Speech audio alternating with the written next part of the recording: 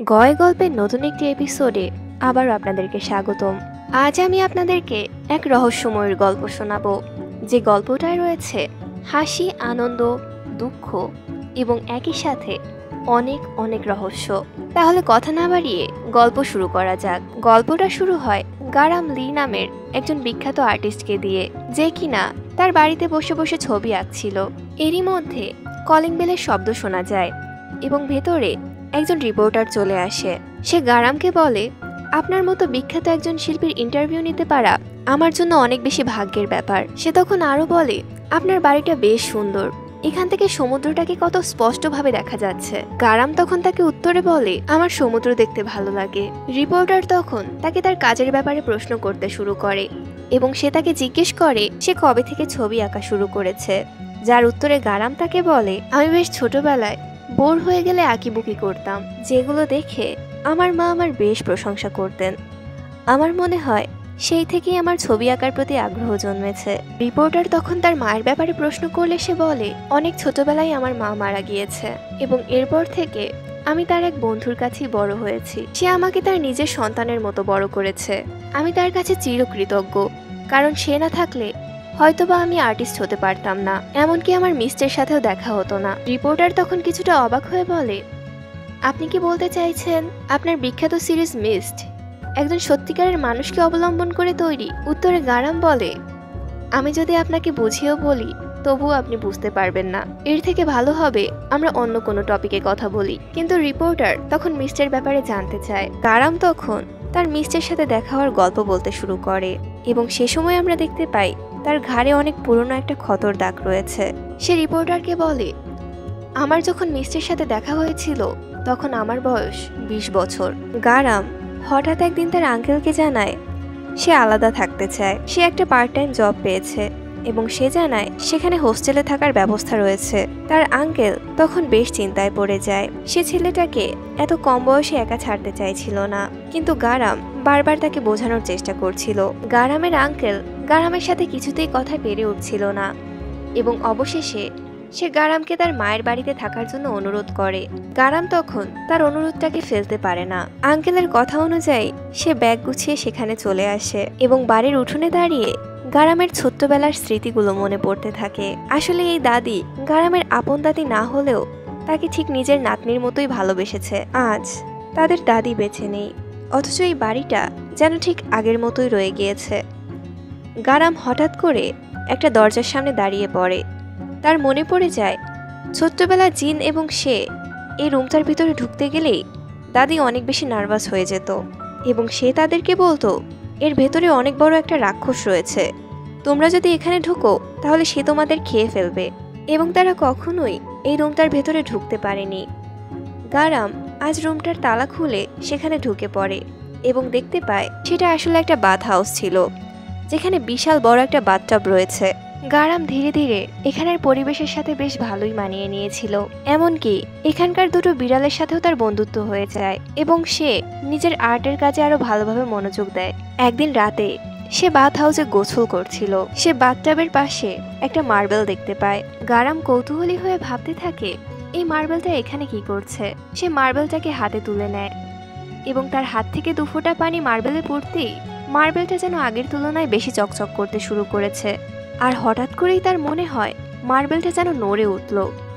এতে সে এতটাই চমকে যায় যে হাত ফসকে মার্বেলটা পানির ভেতরে পড়ে যায় এবং মুহূর্তের মধ্যেই মার্বেলটা অদ্ভুত একটা প্রাণীর রূপ ধারণ করে। প্রাণীটা গারামের দিকে এগিয়ে আসে এবং সজোরে কামড় বসিয়ে রক্ত চুষতে থাকে এবং এতে গারাম সম্পূর্ণভাবে অজ্ঞান হয়ে যায়। সকালে যখন গারামের জ্ঞান ফিরে, সে লক্ষ্য করে তার শরীর প্রচণ্ড ব্যথা করছে এবং সেই অদ্ভুত প্রাণীটা এখনও তার পাশেই ঘুমিয়ে আছে। প্রচণ্ড ভয় এবং আতঙ্ক নিয়ে সে সেখান থেকে বেরিয়ে যায়। অপরদিকে সূর্যের আলো পড়ার সাথে সাথে মেয়েটা বাথটবের একটা কোণায় লুকিয়ে পড়ে। এদিকে গারাম অনেক বেশি ভয় পেয়ে গিয়েছিল এবং সে ভয় এবং আতঙ্ক নিয়ে উঠোনের মাঝে দৌড়দৌড়ি করতে থাকে। সে মনে মনে ভাবতে থাকে, ওই প্রাণীটা আমাকে কামড় দিয়েছে, এর মানে কি আমিও ভ্যাম্পায়ারে পরিণত হতে যাচ্ছি? না না, এটা হতে পারে না। সে তখন সিদ্ধান্ত নেয় সে আজ এটার একটা ব্যবস্থা করে ছাড়বে। আর ঠিক তখন সেই প্রাণীটা গারামকে সাহায্যের জন্য সিগন্যাল পাঠায়। সে অনুভব করতে পারে প্রাণীটা বাঁচার জন্য তার কাছে সাহায্য চাইছে। গারাম ভয়ে ভয়ে বাথ হাউসের দিকে এগিয়ে যায় এবং দেখতে পায় প্রাণীটাকে আগের তুলনায় অনেক বেশি অসুস্থ লাগছে। সে তখন মনে মনে ভাবতে থাকে, ওকে কি আমার এভাবেই ছেড়ে দেওয়া উচিত? হয়তো তাহলে সে এমনি এমনি মারা যাবে। কিন্তু পরক্ষণে তার প্রাণীটার জন্য মায়া হয় এবং সে ঝর্ণার পানি ছেড়ে দিয়ে সেখান থেকে পালিয়ে যায়। দরজার ফাঁকা থেকে সে দেখতে পায় সে প্রাণীটা পানির দিকে এগিয়ে গিয়ে ঝর্ণার সব পানি শুষে নিচ্ছে এবং ধীরে ধীরে সে যেন একটা নারীর আকৃতি ধারণ করছে। তাকে দেখতে এতটাই সুন্দর ছিল যে গারাম তাকে দেখে মুগ্ধ হয়ে যায়। মেয়েটি তখন গারামকে কোনো কিছু বলার চেষ্টা করে, কিন্তু তার গলার শব্দ এতটাই ভয়ঙ্কর ছিল যে গারামের কানের পর্দা ফেটে যাওয়ার অবস্থা। গারাম তখন কেক খেতে খেতে ভাবতে থাকে তার এখন কি করা উচিত। গারামের কাছে তখন মেয়েটা আরও একটা সিগন্যাল পাঠায়। গারাম অনুভব করে মেয়েটি তাকে বলছে তার ক্ষুধা পেয়েছে। গারাম তখন বাধ্য হয়ে দরজার ফাঁকা দিয়ে মেয়েটির দিকে একটা কেক এগিয়ে দেয়। কেকটা খাওয়ার সাথে সাথে মেয়েটির কপাল থেকে আতশবাজি বের হতে থাকে। এটা দেখে গারাম বুঝতে পারে তার কেকটা অনেক পছন্দ হয়েছে। সে তখন গারামকে কিছু একটা বলার চেষ্টা করে এবং গারাম বুঝতে পারে সে তাকে বলছে সে গারামকে পছন্দ করে। মেয়েটা তখন গারামের দিকে হাত বাড়িয়ে দেয় এবং তার হাত ধরে গারাম যেন একটা ভিন্ন পৃথিবীতে চলে যায়। গারামের মনে হতে থাকে সে যেন স্বপ্ন দেখছে। সে নিজেকে সজোরে একটা থাপ্পড় মারে। সে ভাবতে থাকে, আমি কি দিন দিন পাগল হয়ে যাচ্ছি? গারাম মেয়েটির ছবি তোলার চেষ্টা করে, কিন্তু কিছুতেই ক্যামেরা তার ছবি ক্যাপচার করতে পারছিল না। গারাম তখন মেয়েটির ছবি আঁকার সিদ্ধান্ত নেয় এবং তার ছবি আঁকা দেখে মেয়েটি তার দিকে কৌতূহলী দৃষ্টিতে তাকিয়ে থাকে। গারাম তখন তাকে বলে, এটা তোমার ছবি, এবং সে মেয়েটিকে একটা আয়নায় এনে তার চেহারা দেখায়। নিজের চেহারা আয়নায় দেখে মেয়েটার মাথা থেকে আবারও আতশবাজি বের হয়। মেয়েটা তখন গারামের চেহারার দিকে এগিয়ে আসে এবং সে লক্ষ্য করে তাকে দেখতে গারামের থেকে কিছুটা ভিন্ন লাগছে। সে হাত দিয়ে গারামের চেহারা স্পর্শ করে এবং মুহূর্তের মধ্যেই গারামের রক্ত যেটা তার বুকের কাছে জমা হয়েছিল সেটা তার সমস্ত শরীরে ছড়িয়ে পড়ে এবং সে একটা সম্পূর্ণ মানুষে পরিণত হয়। মেয়েটিকে দেখতে তখন এতটাই সুন্দর লাগছিল যেন সে একটা পরী। গারাম তাকে দেখে বাকরুদ্ধ হয়ে যায়। সে তখন কিছু একটা বলার চেষ্টা করে। গারাম তখন তাকে বলে, পরী, তুমি কি কিছু একটা বলার চেষ্টা করছো? মেয়েটা তখন আবারও আগের মতো চিৎকার করে ওঠে, যেটা শুনে গারামের কানের একেবারে 12টা বেজে যায়। মেয়েটা তখন হোঁচট খায়, কিন্তু গারাম তাকে বাঁচিয়ে নেয়। সে তখন মেয়েটিকে বলতে থাকে, তুমি এতটা সুন্দর, এটাও কি বাস্তবে সম্ভব? তুমি কথা বলতে পারলে বেশ ভালো হতো, আমি তোমার সাথে কথা বলতে চাই। এটা বলে সে অজ্ঞান হয়ে যায় এবং মেয়েটা তখন তার কাছ থেকে তার গলার স্বরটা নিয়ে নেয়। ঘুম থেকে উঠে গারাম মেয়েটাকে সারা বাড়ি জুড়ে খুঁজতে থাকে এবং সে দেখতে পায় মেয়েটা বাইরে বৃষ্টিতে বসে আছে। গারাম লক্ষ্য করে সে কথা বলতে পারছে না। অপরদিকে মেয়েটা তাকে বলে, তুমি উঠেছো, আমি তোমার জন্য অপেক্ষা করছিলাম। গারাম অজ্ঞান হয়ে যাওয়ার পরে মেয়েটা তাকে তার বিছানায় নিয়ে এসেছে এবং এরপরে সে বাড়ির সমস্ত খাবার খেয়ে নিয়েছে, এমনকি সে ক্যাটফুডটাকেও বাদ দেয়নি। সে গারামকে বলে, তুমি বলেছিলে তুমি আমার সাথে কথা বলতে চাও, আমার শরীরটা এখনো পুরোপুরি সম্পূর্ণ হতে সময় লাগবে, তাই ততদিন পর্যন্ত আমি তোমার গলার স্বরটাকে ধার নিচ্ছি। তার এমন কথা শুনে গারাম বেশ মন খারাপ করে। সে চেয়েছিল মেয়েটার সাথে কথা বলতে, কিন্তু সে কখনোই নিজে বোবা হয়ে যেতে চায়নি। মেয়েটা তখন তার মন ভালো করার চেষ্টা করতে থাকে এবং সে তাকে বলে, দেখো, আমি তোমাকে একটা মজার জিনিস দেখাচ্ছি।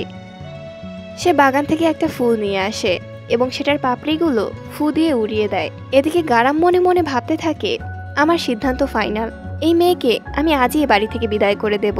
আর ঠিক সেই সময় তার নাকের ফুটোর ভিতরে একটা ফুলের পাপড়ি ঢুকে যায়। গারাম তখন নিঃশ্বাসের মাধ্যমে সেই পাপড়িটাকে বের করে দেয়। এই ঘটনা দেখে মেয়েটা হাসতে শুরু করে এবং গারাম এতে অনেক বেশি লজ্জা পেয়ে যায়। মেয়েটা তখন গারামকে অনুকরণ করতে শুরু করে।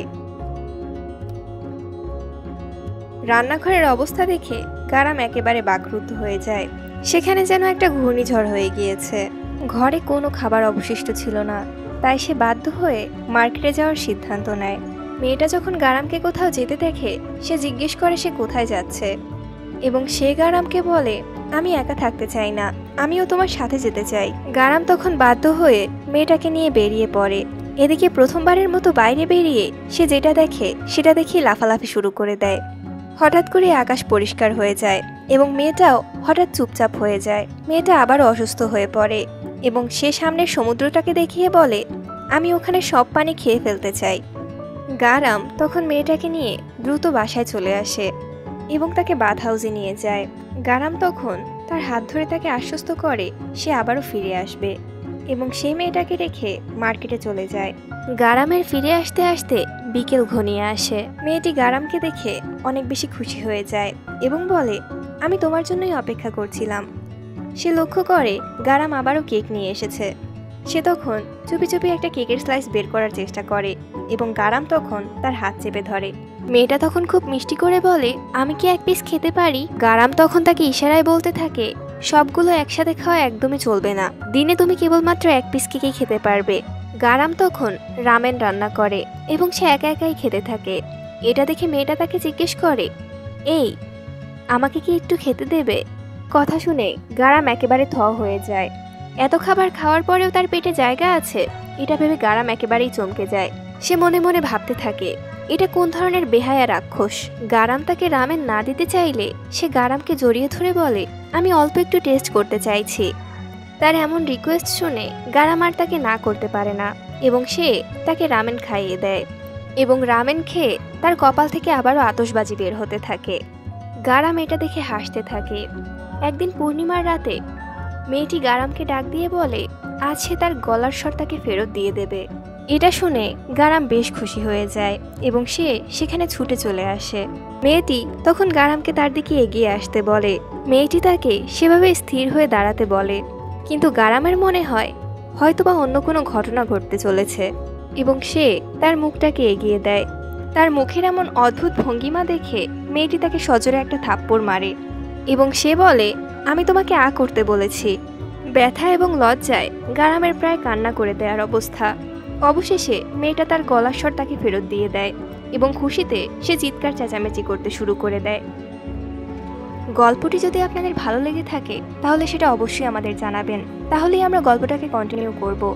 আজ সময় স্বল্পতার কারণে আমরা কমেন্টগুলো পড়তে পারলাম না, এজন্য আমি অত্যন্ত দুঃখিত। তাহলে কথা হবে এর পরের ভিডিওতে।